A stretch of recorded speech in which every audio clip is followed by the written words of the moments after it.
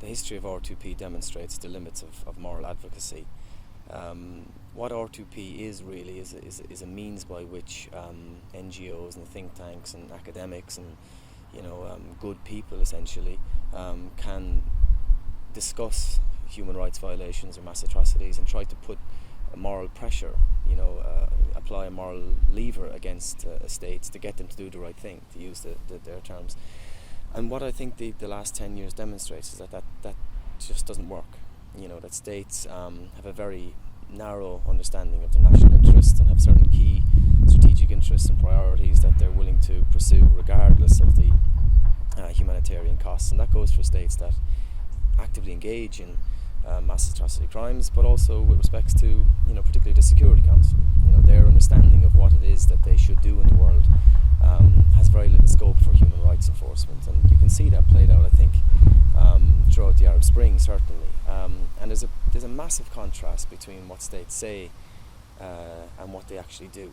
In 2009 there was a General Assembly debate where all the world states stood up and effectively said, yes, we agree with the basic ethos underpinning the responsibility to protect, but then many of those same states went on to commit mass atrocities during the course of the Arab Spring and afterwards, but also many of those states stood idly by whilst those atrocities were being committed.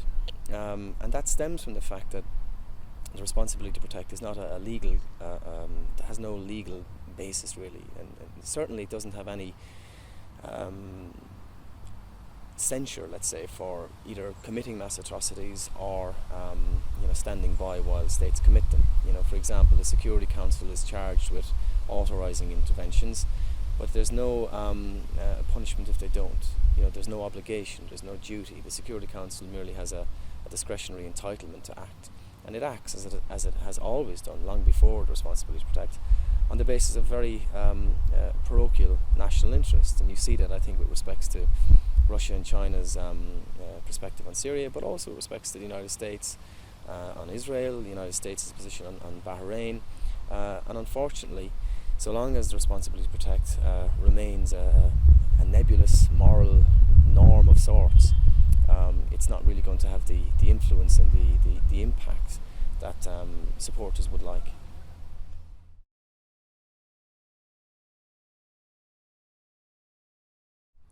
Well, I don't think you can expect states to become moral actors. I just don't. I would have concerns about the very idea that we can mobilise political will. I think there are certain states and certain governments that may well have a culture that is more inclined towards human rights protection, domestically and overseas, but the notion that we can find the right combination of words to change the disposition of states, to me, just seems illusory. It seems like utopian. What is required, I think, is to think seriously about the basic principles underlying law. Why is it that we obey the law?